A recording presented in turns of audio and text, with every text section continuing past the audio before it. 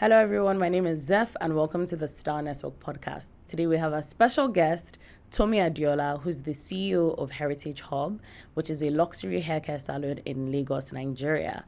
Hi, Tomi. Hi, Zeph. Good to have you on the podcast. Thanks for having me. I'm so happy to be here with the Star Network podcast. Great. I'm excited to have you. Thank you. A lot of people in the audience don't know, maybe they do.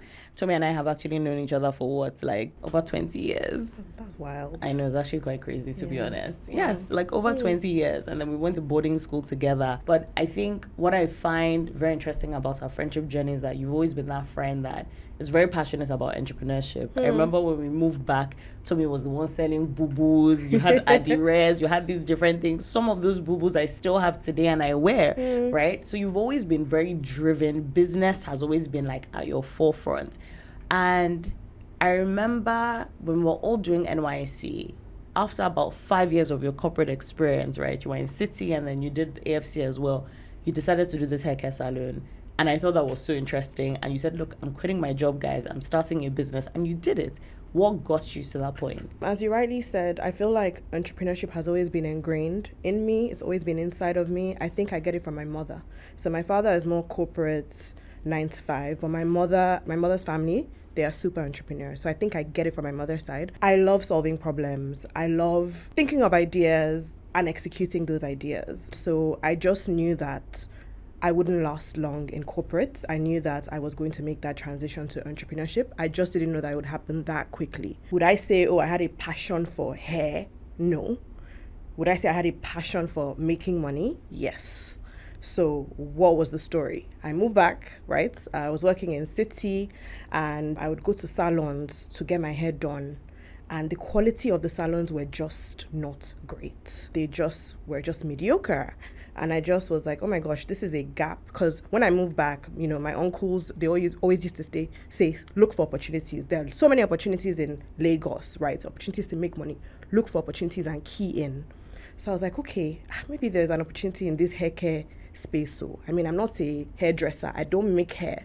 But if I establish a salon that is world class, where the stylists are properly trained by the best of the best, and we offer world-class services, then we can make money, as well as creating value, right? As well as impacting people's hair, and also creating jobs.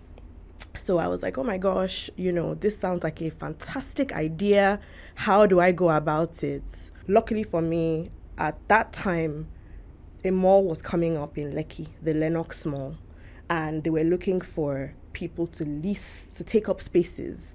And I was like, oh my gosh, my salon can be here. I can open this world-class salon that I'm dreaming about and put it in this mall and hire the best of the best in terms of trainers, trichologists, because trichologists are the people who have actually studied hair, right? There's a science to hair care. So trichologists have actually studied that science behind hair care. It's like, oh my gosh, I can partner with a trichologist, get this trichologist to train my stylists and offer world-class services.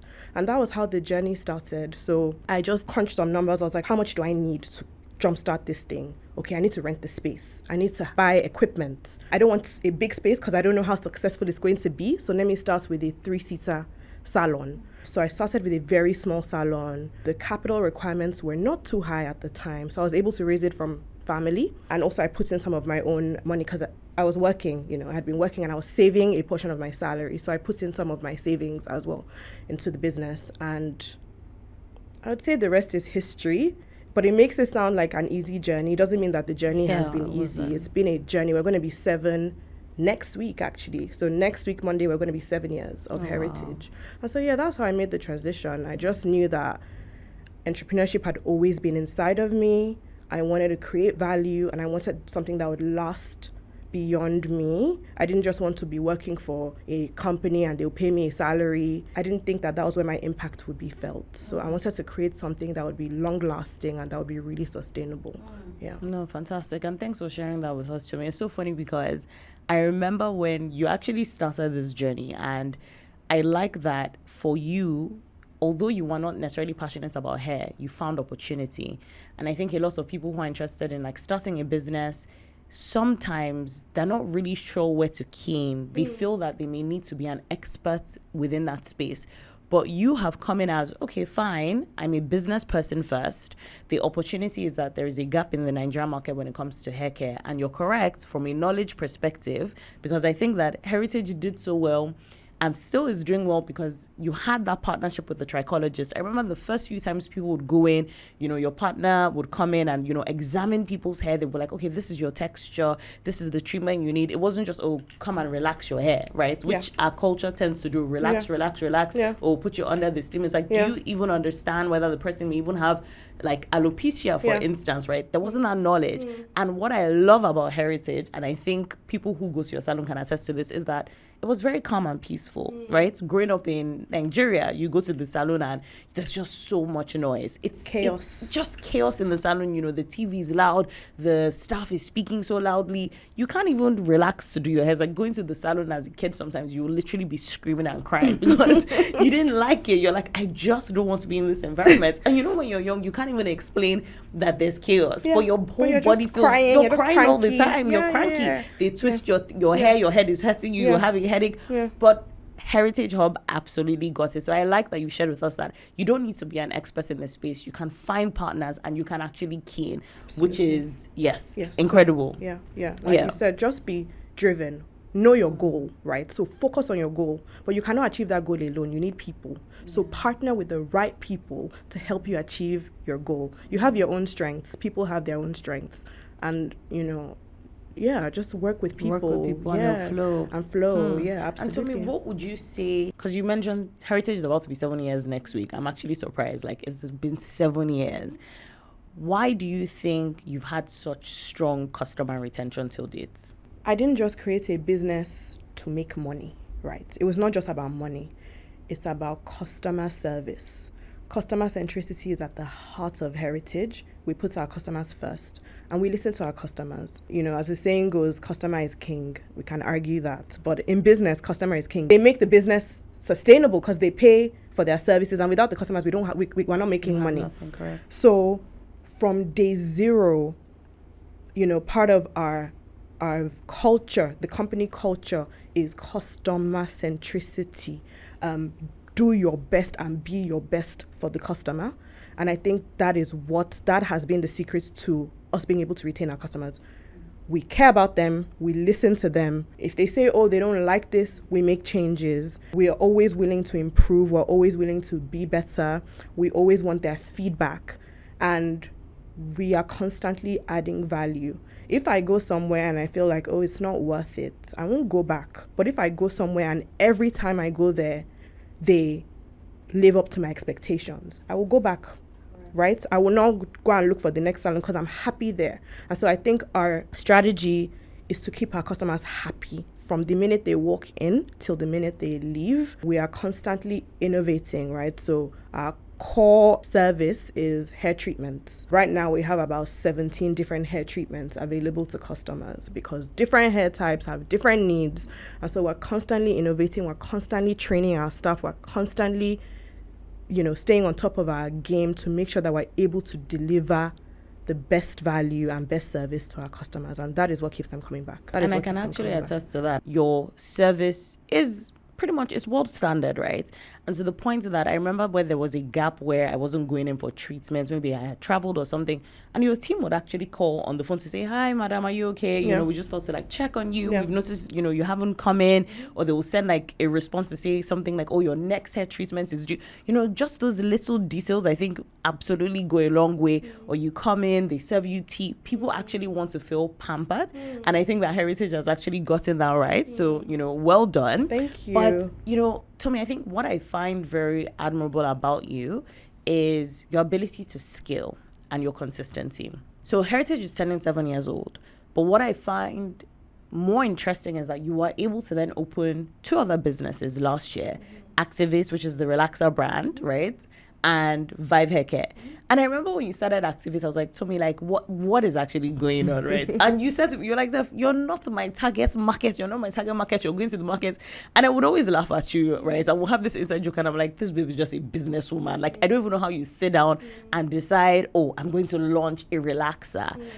how are you able to even do like the economics of it to determine that this is going to be successful? Because we have like, is it olive tree, dark and olive oil, dark and lovely, but you're able to key in, right? So I want you to share with us what resources and business tools should business leaders be looking at when it comes to scale? Because what you've done is you've expanded your product offering, you've started a new business. What should they be doing when it comes to scale? And can you share with us what that whole expansion process was like for you?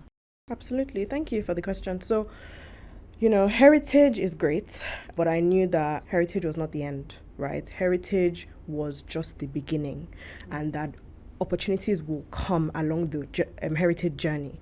And so I had various options. I was like, I can open multiple branches. Right now we're in Lekki, so have a branch in Ikoyi, have a branch in VI, maybe have a branch in Ikeja, and expand that way.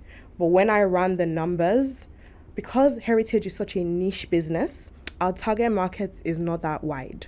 So what would have ended up happening is the same clients that come to Lekki will be the same clients going to Ikoyi, will be the same clients going to VI. So it's not necessarily incremental clients. It's not necessarily new, fresh clients that will be going to these other branches. And so there would have been attrition in the Lekki branch. Does that make sense? So it's not as if would have created new revenue. Exactly. It would have just been, Ekene deciding, there's Heritage in Lekki, but there's also Heritage in Ikoyi. Let me go to the Ikoyi versus fresh new clients, right? Correct, going to these branches. So I thought, no, I don't think that would be the best way to scale.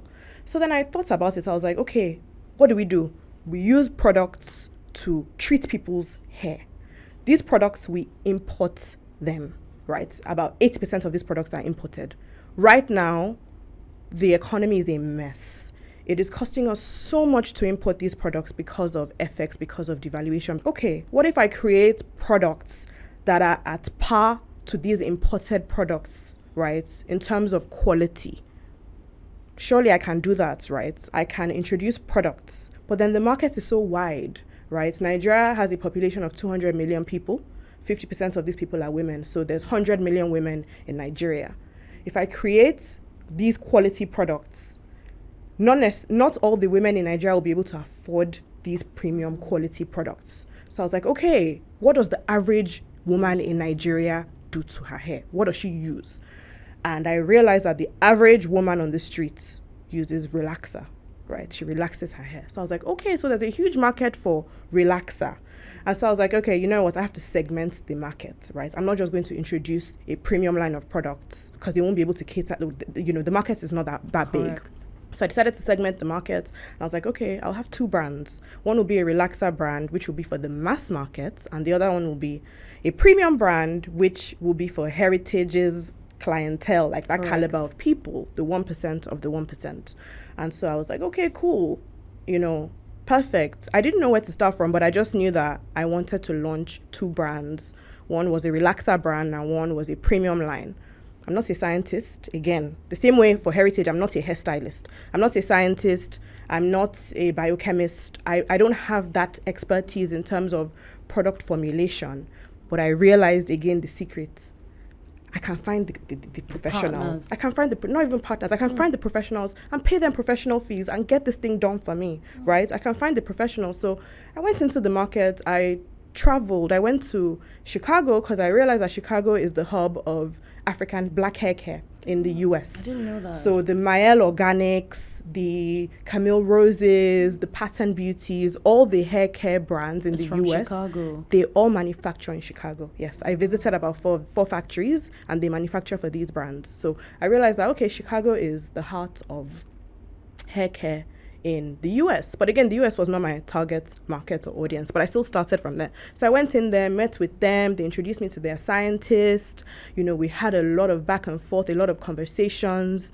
And I didn't end up doing business with those factories in the US because I'm not going to be making products in the US and shipping to Nigeria. Back, but I established relationships, right? So they introduced me to their scientist, one of the labs, one of the factories. And that scientist then introduced me to scientists in Nigeria, right, who he had worked with. Yes, who he had worked with, who could help me to formulate these products. So yes, the power of relationships, because you just don't know where a relationship is going to lead you to or how it's going to crack the code for you, right? So that scientist introduced me to scientists in Nigeria, and that was how I was able to get a database of scientists in Nigeria and pick the ones to work with.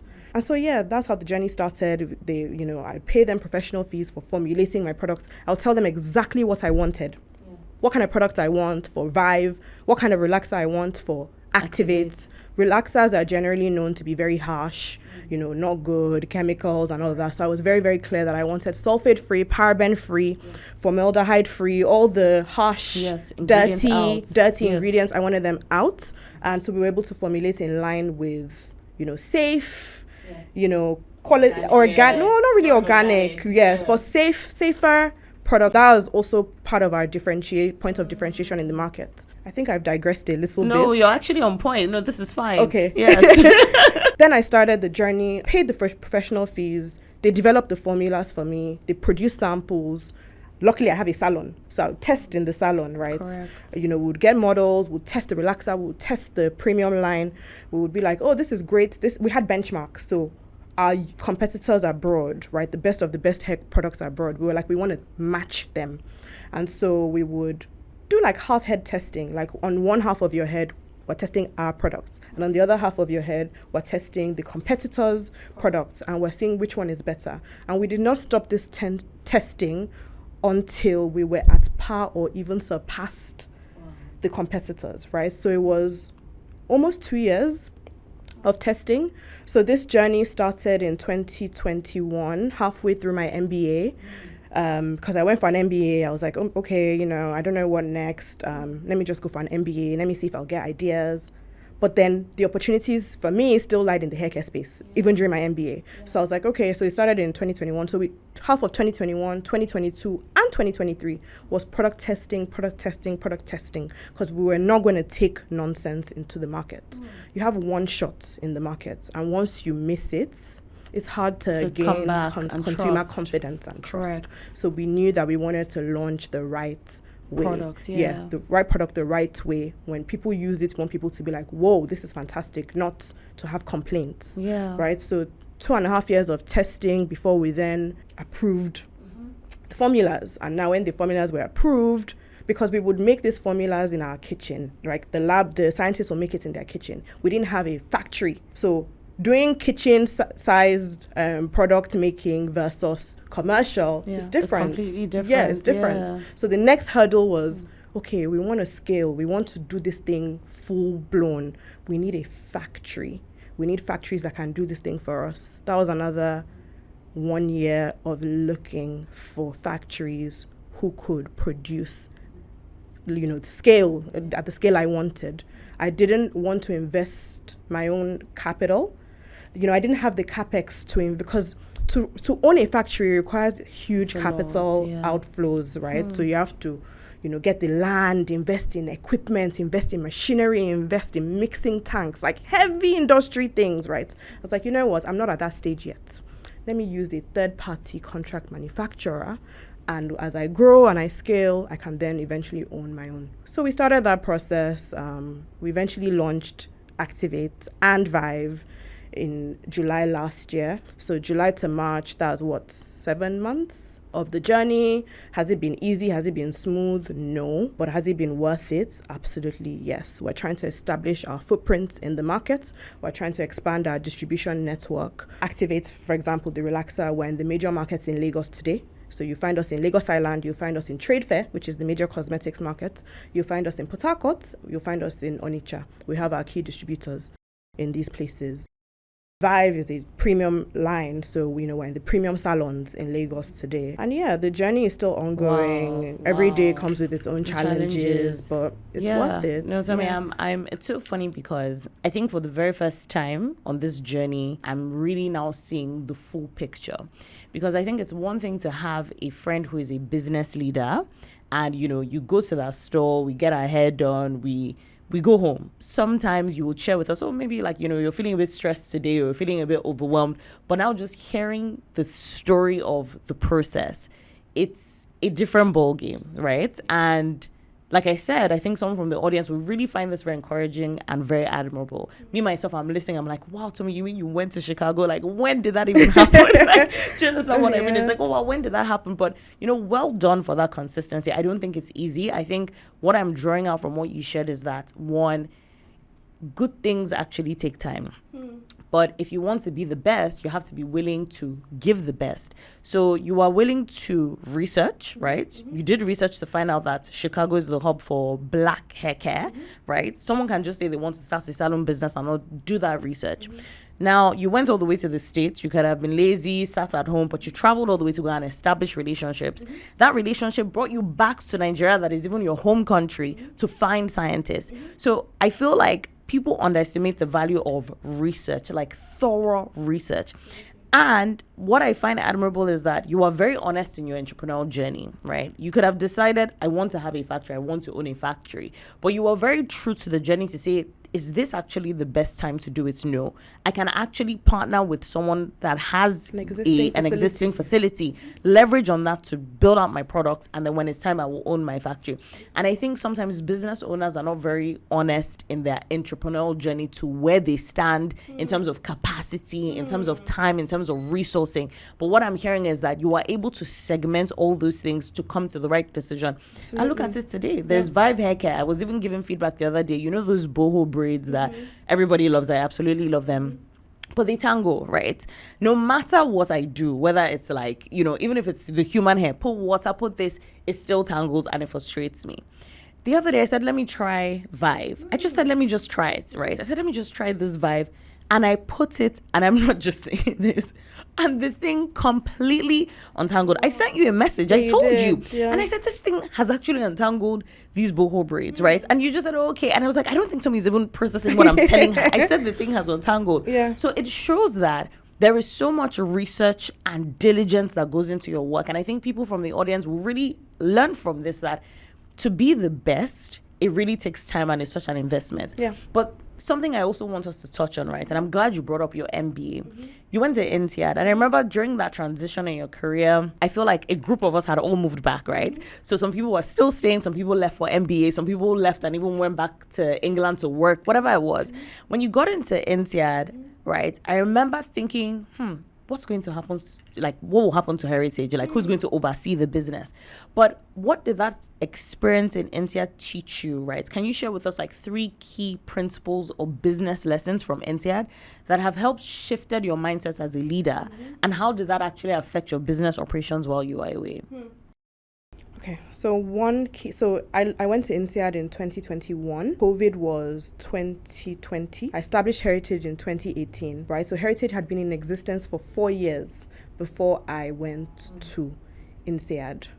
What helped Hairitage? Structure. INSEAD further re-emphasized the importance of structure, right? I had put structures and processes in place before going to INSEAD. And I think INSEAD was going to be the test of whether Hairitage was sustainable for me. If I came back from INSEAD and Hairitage had gone down, then I was like, okay, this business is not sustainable. And I wouldn't have even wanted to continue it, because any business that I, create or that I own, I want it to be sustainable with or without me, right? I want it to be able to run by itself. And so INSEAD was really the test of that. But I think what really helped Hairitage was the structures that I had created. And what do I mean? I leverage technology a lot, and I do not undermine the importance of technology when it comes to businesses. When I was in City, I was managing relationships with clients across different industries, and my boss then, I thought she was really harsh, but she used to make me do like data mining and like data analysis and like analyzing customers and all of that. And I was like, what the hell? Like, what is this? It was such a pain. But then I was able to transfer that skill set to my business. What do I mean? Data was very important for Hairitage. So we had a database of all our customers. We knew how often our customers used to come. We knew our highest paying customers. We knew, okay, these people matter. These people matter for the business. We have to retain them. Send them reminders every 2 weeks. We had data. We worked with data. We also worked with an app for client bookings, like customer relationship management, a CRM app. We were able to track our revenues, we're able to track our bottom line, we're able to track our numbers, we're able to, generate reports, just things that would help in terms of business development. So I worked on all of this before I went to INSEAD. And so while at school, I could see what was happening real time in the salon just because I'd created and invested in those structures and processes. So on any given day, I could see how much we made, I could see who came to the salon, I could see the gaps, and I would query and challenge my people, and I'd be like, oh, we have a target of 60 to 80 clients today, we've only had 20. What's going on? Fill this gap, right? So all the stuff that I learned in City, the gap to plans, we have sales targets, right? And we haven't met our targets. I applied those same principles to my business, and so my people realized that, oh shit, like Miss Tomi is not playing here. Like, so this is real business, correct, right? Yeah. And so they would then start. We went into the war room. I would say, oh, you know what? We're below our target. This is from school. What is going on? Call these clients. Find out why they haven't been coming. So number one is structures. INSEAD further re-emphasized that because in a lot of the courses that I took on business, on management, on marketing, structure was one key thing. Another key thing was knowing your numbers. A lot of people run away from numbers. A lot of people are scared of numbers, but you have to know your numbers. You have to know your margins. You have to know your unit economics. You have to know it all, right? You have to know your gross margins. You have to know your net margins. You have to know what services are the most profitable, right? INSEAD again further re-emphasized these because I took finance courses where, we would talk about managerial accounting, right, versus financial accounting. You have to know all these things. And luckily, because I had 5 years corporate experience, I already knew these things, but INSEAD just sort of reinforced it. Yeah. Yes, the importance of knowing your numbers. So I've said one is structures. I've said two is knowing your numbers. And three, I would say relationships and your network, right? INSEAD, I was able to build relationships, right? I met people who were also in the haircare space, just not in Nigeria, in the US, right? In other parts of the world. And we're able to share ideas, right? So I was able to tell them that, oh, this is my business model. What is your business model? How can I learn from your business model? So those conversations were also very, very, very helpful in terms of how to streamline processes, how to do things better. So absolutely everything made sense. For you, yeah. Everything made sense. And Tom, I find it very interesting that because some people who want to start a business and they are in a 9-to-5, they despise the 9-to-5, right? But what I'm hearing from you is that despite you knowing that you are going to own a business one day, that 9-to-5 gave you so much value on that journey that you are able to then transfer those skills to then being a business owner. 100%. And I think people really despise that beginning, right? And I can 100% attest to it. Whether you're starting a business or even transitioning to a new career, I find that in a corporate experience, no experience is ever a waste, right? I have seen scenarios, and this, even for me, is even more personal, where I transitioned out of finance at a point to go and work in a consulting firm, very, very briefly. And I remember thinking, this was a waste. Like, why did I do this transition? Went back into finance, but later went into tech. Now, for the interview process in tech, they had asked me a question that I had done a case study on when I was in that consulting firm. Imagine if I never did that transition. Absolutely. I wouldn't have known where to begin. But because I had done a case study in that consulting firm, it was very easy to transfer that knowledge into the interview process. And so what I'm also hearing from you is you had a boss who was very difficult, telling you go and data mine. And you probably thought, what does this have to do with my day-to-day? So no experience is ever a waste, right? Like, it's very transferable. Just be patient with the journey and see where it takes you in life, right? Absolutely. I love that you mentioned relationships. Relationships are so critical. And I think at the start of 2025, I'm seeing a lot of themes around like collaboration. I don't know if you've seen that, right? A lot of people are coming up with these memes where it's like, oh, this is the year of collaboration. This is the year of like supporting one another, because it's through those networks and partnerships and even asking people, I do this, what can I be doing better? I see that you do this, where can I move? And if they don't answer, you move to the next person, right, who's willing to actually support you. So I like that you're sharing these principles. I like that you're also saying don't stop because you have to transition. Like, you going to school was not a break. You are still a business owner that is improving, right? But, you know, you mentioned something about numbers. I try to run away from numbers. I don't like them. But this thing about numbers is a repetitive theme. What happens for someone who just doesn't like it, right? So you can have a creative, or you can have someone who has great ideas, but they don't have those strengths. Actually, I think you've answered the question. You said find the person who's the expert to help you build it. Will that then be the solution? So I don't like numbers either. I won't lie to you. I don't like numbers either, but you find that along the way, you just have to know your numbers. Yes, you can hire people that know numbers, but you have to know your numbers yourself too. To also account for what they're doing. Yeah, so you don't have to be a pro, like being able to crunch financial models and, you know, do valuations, and you can hire people for these things, but you must be able to understand and analyze these things at a very high level, at the least. I don't like numbers either.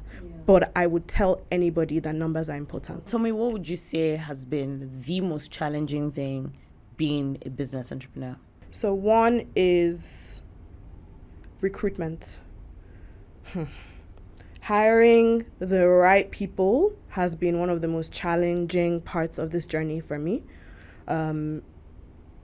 I don't know why. I don't know what it is about the labor force in Nigeria. It's just very tough to find talent, and to find talent at a price point that you're able to accommodate. So finding talent is one. Another thing is partnerships. As much as, I say partnerships are very important, you know, you can't do it yourself. The kind of people you partner with, very important. Because if you partner with people that do not align with you as a person, your values, what you stand for, then you'll run into trouble. I feel like this theme about the right stuff is so repetitive, right? With the people that I've interviewed, they consistently come up with this same issue, that talent remains an issue. And I really struggle with this. I'll tell you why. I believe that Nigerians are very intelligent. I actually feel that we are one of the most intelligent people in the world. No cap. I really believe that we are. I think we're very driven. I think that we're very resilient. So when I hear that talent is an issue, I'm wondering, what is the thing? Could it be, and again, I don't think that we need to answer that question. I think it might actually be beyond us. But could it be that it is so many variables that contributes to people feeling demotivated and stressed that does not allow them to give 110% to where they work? So for instance, it's like, what do they call this? There's a theory for this. This is Maslow's hierarchy, whereby someone is very, yes, exactly, of needs. It's like someone who has a great idea, but has not eaten the whole day, cannot execute on that idea because their mind is constantly on food, right? But then as they progress in life, it's almost like once they have the comfort or the welfare of a home or shelter, food, healthcare, they can then have an environment to be creative, to give 110%. So I'm finding that this thing about there is a issue with labor, I don't think it's an intelligent problem. I don't think it's a willingness of the person, but it's that the external factors around them may not be allowing them to give them that best. You're spot on. Yeah, I think that's actually what it is. Because Nigeria is a very, very tough country, right? It's a tough country. So before you get, let's say, you know, you live on the mainland, your office is on the island. Before you get from your house to the office, you've already gone through so much. Yeah. Right? Correct. You're then not able to be at your optimal best, right? To be able to deliver your best in the office. So you are right. There are all these factors. And I think as leaders, we have to be empathetic, right? So empathy is very important. But there's also a fine line between empathy and just taking nonsense or shit, right? Yeah. So you're right that the external factors play. I mean, salaries are not great in Nigeria, right? So people cannot be happy, right? Once they get paid, half of their money is going on transport, the other half is going on food or on rent, and then there's really nothing left for themselves. So yeah, you are right that the environment doesn't support that push. But anyway, I think it's a bigger problem to solve. But I like that you said empathy is very important as a business leader, so that your team feels motivated and they feel encouraged to want to give their very best. But as we round up, where do you see the evolution of hair care, right, for Africans in the next 10 years or 5 years maybe, right? And are there any exciting projects that is coming up for Hairitage Hub that you want people to know about? And okay, we take this two first, and then I'll ask you the last one. Okay, so where do I see the evolution of hair care? People are moving towards healthy hair. What do I mean by that? People care about the health of their hair. So as Africans, most Africans tend to wear wigs and extensions, but there's now that trend towards, I actually care about the health of what's under my hair. So I think there's going to be a move towards more maintenance range products, right? What products can I use for daily maintenance of my hair? Yes, I'm wearing my wig, but I want my hair under to be healthy. So what can I just quickly put on it to get moving? So I think there's that move towards the health of your hair. I don't know if more women will become natural in the next 5 to 10 years, but again, there are still a lot of women that relax their hair. So I think there will still be that balance between relaxed hair and natural hair, but people will be very, very focused on the health of their hair.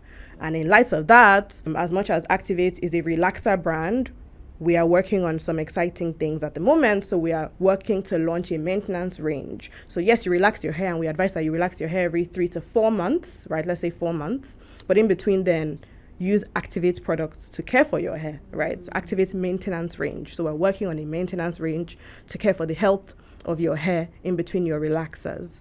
There's really nothing in the pipeline for now. We're just going to maintain our BAU, keep our standards, at very high levels. Last question, what would you say is your most favorite thing about being a business leader? I think the fact that every day is different. It's very dynamic. So today I'm putting out fires in Hairitage.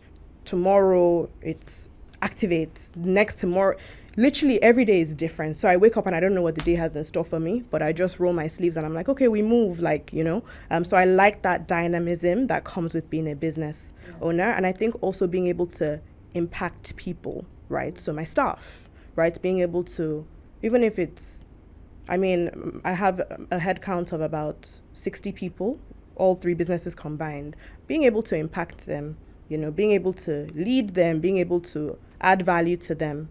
I think that gives me joy as well. Amazing. Thank you, Tomi. I'm so glad that you shared. And I think the audience will 100% benefit from this. You are such a business mind, right? And even just dragging you to be like, guy, let's talk about this on the podcast. Let's actually, don't just pretend. Let's actually show people the knowledge that you have. And I think so many people will learn from this, from what you've shared. The journey was not fancy, as you say. It took a lot of investment. It took a lot of research. And I'm proud. I'm sure your friends and family will listen, and they're extremely proud. We can't wait to see what happens with Hairitage, Vive, and Activate. So guys, you've heard it from Tomi on all things hair care, being a business leader, the mindset, the resources that you should look at. If you're interested in Hairitage Hub, make sure you follow them on their social handles to learn more about it. Tomi, what are your social media handles? So our social handles are at Hairitage Hub for Hairitage, at Activate _relaxer for Activate, and at Vive Haircare for Vive. So guys, that's it for now. Until next time. Bye.